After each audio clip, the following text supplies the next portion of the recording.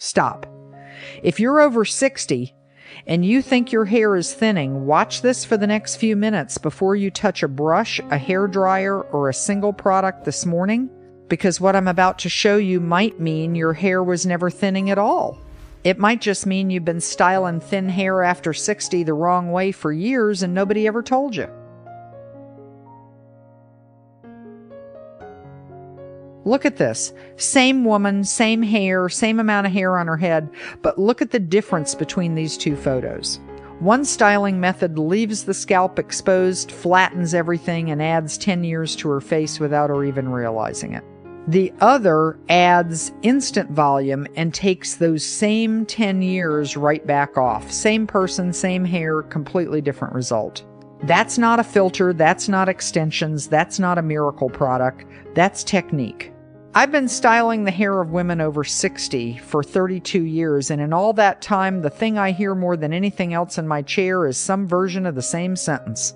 I think I'm going bald. My hair used to be so full. What happened to it? I don't recognize my own reflection anymore. And what I'm about to share with you today is the exact thing that changed everything for my client, Susan, who genuinely believed she was going bald, until the day I showed her the 5 mistakes she was making every single morning without even knowing it. The most common mistakes with thin hair after 60 and fine hair after 60. Here's what's actually happening, and I want you to really sit with this for a second. Your hair probably isn't thinner than it should be for your age. It's being styled in a way that exposes the scalp, flattens the roots before you even leave the house, and hides the volume you actually still have underneath all of it. I see these same 5 mistakes in almost every single woman over 60 who sits down in my chair, whether she's 62 or 78. Today I'm counting them down for you. From number 5 all the way to the number 1 mistake, the one that actually decides whether any of the other 4 even work at all. Stick around for that last one, because if you skip it, you will be right back here in a month doing everything else right and still wondering why nothing has changed. Before we get into number 5, hit subscribe right now before you get distracted, because I'm building out a full series on fine hair after 60 and thin hair after 60 over the next few weeks. And this is only the first piece of it. If this video helps you even a little, the next ones are going to help you even more, but only if you're still here to see them. All right. Coming in at number 5, and fair warning, you almost certainly did this within the first 5 minutes of waking up this morning, possibly before you even had your coffee. Number 5, stop parting your hair in the same spot every single day. This one seems so small that people brush right past it, no pun intended, but it is a bigger culprit than almost anyone realizes, and it's exactly as simple as it is destructive. When you part your hair in exactly the same place day after day, month after month, year after year, you are training that specific section of scalp to stay permanently exposed. Think about a path worn into grass from years of the same footsteps. The hair on both sides of that part eventually learns to fall away from the line instead of toward it, and the gap between the two sides gets a little wider every single year, whether you notice it happening or not. With fine hair after 60, this turns into a visible strip of scalp that makes the thinning look 10 times worse than it actually is. I want you to hear that again, because it matters. 10 times worse than it actually is. Your part turns into what I call a canyon instead of a line. Wide, obvious, and impossible to hide, no matter how you angle your head in the mirror. I've had women come into my salon absolutely convinced they were experiencing serious hair loss, and when we actually examined the density across the whole scalp, the hair was there. It was just all being pushed away from one single permanent line that had been carved in by decades of the exact same part. The fix is almost embarrassingly simple. Move your part slightly every few days. You don't need a dramatic change, just half an inch to one side is enough to make a real difference. This lets the hair lift naturally from the root instead of collapsing into that same worn path, and it adds volume exactly where you need it most, right at the crown, right where people actually look first when they look at your hair. That one change alone fixes more than most people expect walking in. But number 4 is the one that hits your hairline in a way you are probably not going to see coming, so stay with me, because this next one surprises almost everyone I teach it to. Number 4, never brush your hair straight back away from your face. I see this constantly, and it ages people far more than they realize while they're doing it.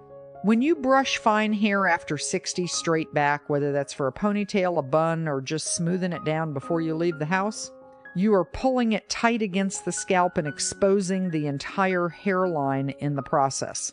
Fine hair after 60 needs softness around the face. It needs gentleness. It does not need tension, and tension is exactly what a tight, straight back brush creates. Every single time you pull your hair back tightly, you put mechanical strain on follicles that are already weakened by age and hormonal changes. And over time, that strain makes any hairline recession look considerably worse than it actually is. I've noticed this pattern again and again with my own clients. Women who wore consistently tight styles for decades often show more visible thinning, specifically at the temples and along the front hairline, in the exact pattern you'd expect from years of pulling tension, not necessarily from hair loss itself. Here's what to do instead. Brush the hair forward first, toward your face before you do anything else. Then gently guide it back into place using your fingers rather than a brush or a fine-tooth comb. Leave a few soft strands loose around the face rather than slicking every single piece back into place. This single adjustment creates the illusion of significantly more volume and frames the face in a softer, considerably more youthful way, and it takes maybe 30 extra seconds in your morning routine. If you've been doing this one for years, and honestly, most of my clients have, that little jolt of recognition you might be feeling right now is exactly why this next one tends to surprise people even more. Number 3, stop using a regular brush on wet hair. Wet hair is fragile hair, full stop, and fine hair after 60 is even more vulnerable to damage in this state than you might think. When you take a regular brush to wet hair, you are stretching the hair fiber at the exact moment it is at its weakest structurally. Here's a number that might shock you. Wet hair can stretch up to 50% beyond its normal resting length before it actually snaps. 50%. That is not gentle styling. That is measurable damage happening in real time, strand by strand, every single time you brush right out of the shower. Over months and years, this kind of repeated stress leads to breakage, split ends, and a gradual thinning of the visible strands that has nothing to do with your follicles and everything to do with how you're treating the hair after it gets wet. The good news is this is one of the easiest fixes on this entire list.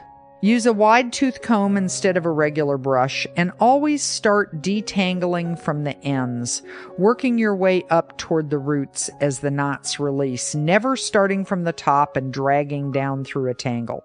Even better than that, gently detangle with just your fingers while conditioner is still sitting in your hair in the shower, since the conditioner provides slip that reduces friction and breakage significantly.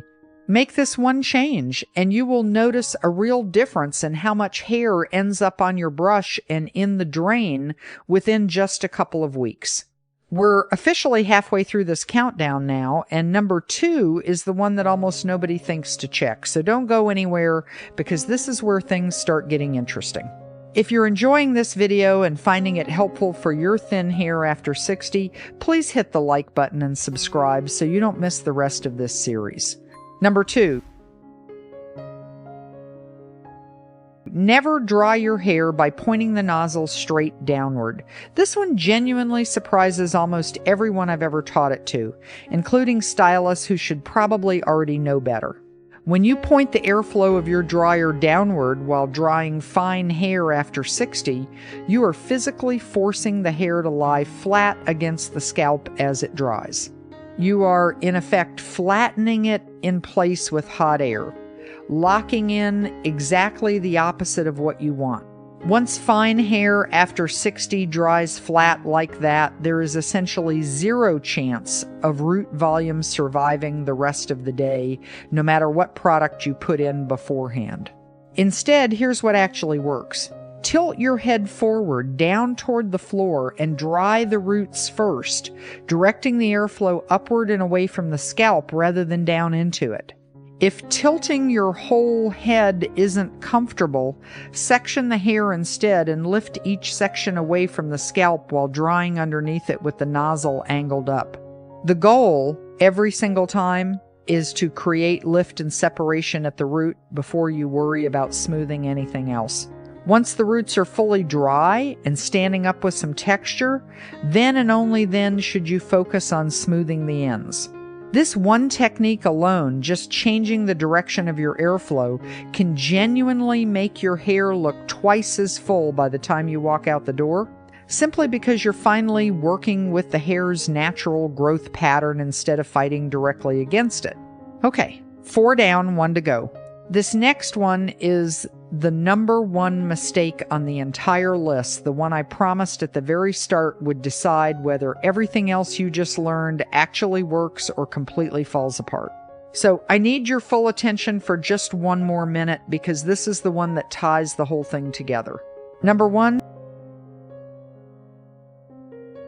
stop applying your products from root to tip. This is the defining mistake, the one that quietly sabotages every single other fix on this list if you get it wrong, even if you've perfectly mastered rules 5 through 2. Here's why. When you apply mousse, serum, oil, or even a leave-in conditioner starting right at the roots and working down, you are adding weight exactly where you need the most lift and the least weight. Fine hair after 60 already has limited natural body to begin with. Any product sitting directly on the scalp makes the roots look greasy, weighed down, and flat within an hour or two, which quietly erases every single improvement you just made with the part, the brushing, the wet hair handling, and the blow-drying technique. Here is the rule, and I want you to actually remember this one specifically. Products go on the mid-lengths and ends only. Your roots should stay as clean, dry, and product-free as physically possible throughout the day. The only real exception to this rule is a dedicated root lifting spray or a volumizing powder, and those are specifically formulated to be applied at the base without weighing anything down, which is a completely different category of product from your everyday serums and oils. Everything else, every smoothing serum, every shine spray, every leave-in treatment needs to stay away from the scalp entirely. Do this consistently, and you keep the roots lifted and full of movement all day long while the ends stay smooth, controlled, and healthy looking. Now, here's the part almost nobody actually explains properly, and once you understand this, everything else on this list is going to make a lot more sense. Your hair isn't necessarily thinner just because you're losing more strands than you used to. Yes, hormonal changes after menopause do reduce overall hair density for most women. Yes, aging hair follicles do tend to produce noticeably thinner individual strands over time. But the real reason your hair looks so dramatically thinner now compared to when you were 40 isn't primarily about how many strands you're losing. It's about the diameter of each individual strand shrinking. Let me give you a way to actually picture this. Imagine 100 pieces of thick rope laid out side by side compared to 100 pieces of thin sewing thread laid out the exact same way. Same number of individual pieces in both groups. But the rope takes up dramatically more visual space, more coverage, more presence. That is precisely what's happening on your head right now as you get older. You may genuinely have close to the same number of individual hair strands that you had 20 years ago. It's just that each strand has gotten thinner in diameter, so collectively they cover noticeably less surface area, even though the count hasn't dropped nearly as much as it appears to. That's exactly why every single mistake on this countdown compounds the problem so severely. Parting your hair in the same spot every day increases visible scalp exposure on hair that is already thinner in diameter than it used to be. Brushing straight back puts mechanical strain on those thinner strands and exposes even more scalp along the hairline. Rough brushing on wet hair breaks strands that are already more fragile due to their reduced diameter. Drying with the nozzle pointed down eliminates the one form of volume that fine hair is still fully capable of creating, and product sitting on the roots destroys any remaining chance of lift at the base. Every single one of these 5 mistakes compounds the one before it, which is exactly why fixing just 1 or 2 of them often isn't enough to see a real difference.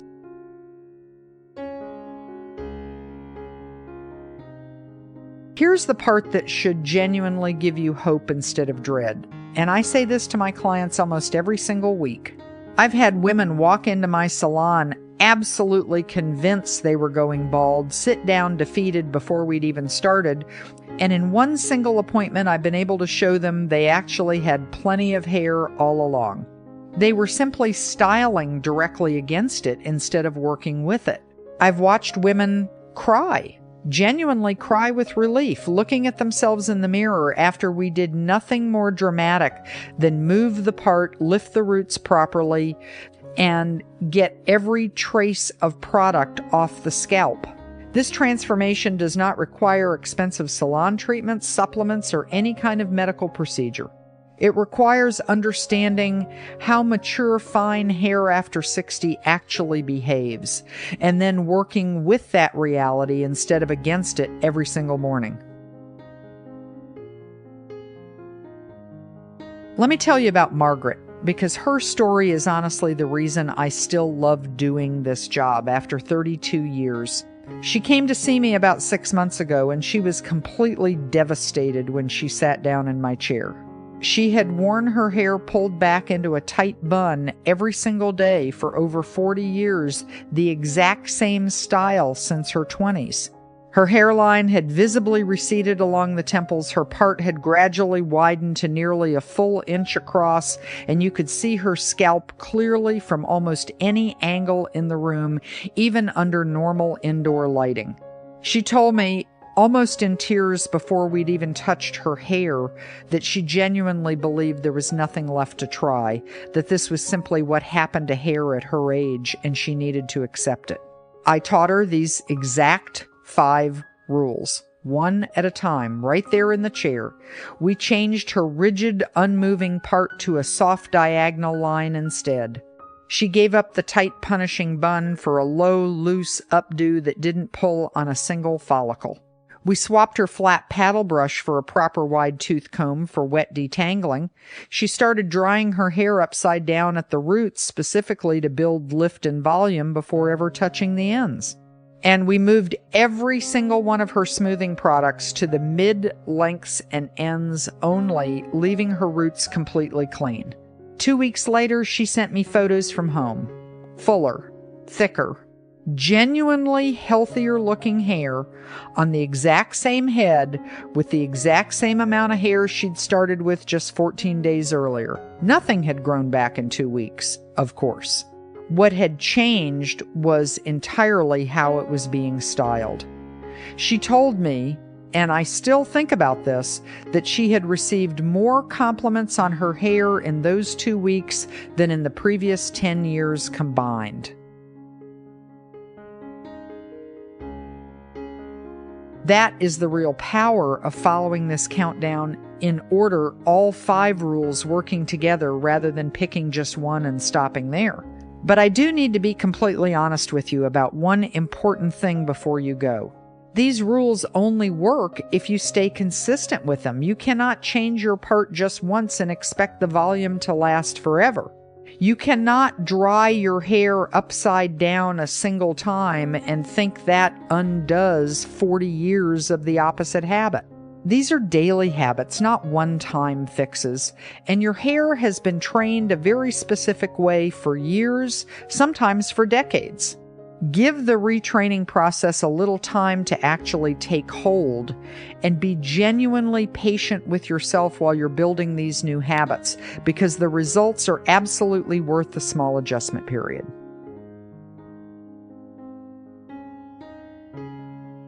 If your hair already feels a little fuller just from hearing these 5 fixes explained, imagine what it's actually going to look like once you try them in real life over the next few weeks.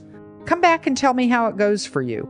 I mean that sincerely, and let me know in the comments which number surprised you the most. Before you go, here's the only thing I'll ask of you today. Subscribe to Stylish 60 Plus because next week I'm covering the one specific product ingredient that is quietly aging fine hair after 60 faster than literally anything else on this entire list, along with more real client transformations just like Margaret's. This channel only gets better from here week after week, and I genuinely don't want you to be the one who finds out too late. Thank you so much for watching all the way through, and I'll see you in the next one.